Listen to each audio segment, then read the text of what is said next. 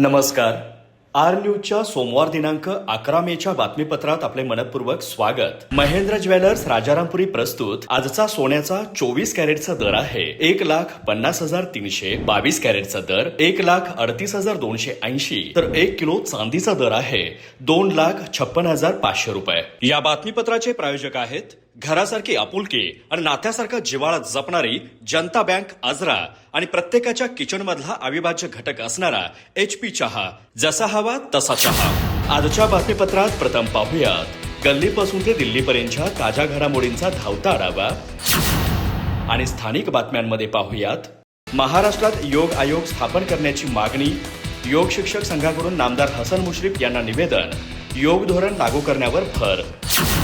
जय श्रीरामच्या घोषणांनी कोल्हापूर दुमदुमले. डॉक्टर जयंत आठवले जन्मोत्सवानिमित्त भव्य दिंडी.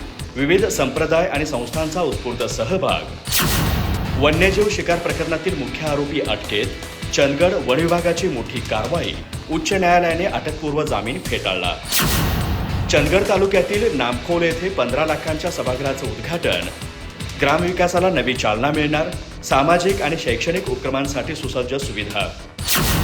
चंदगड तालुक्यातील भाळेवाडीत कृषी विभागाची प्रक्षेत्र भेट. कोंबडी नियंत्रणासाठी जैविक आणि आधुनिक उपायांचे प्रात्यक्षिक.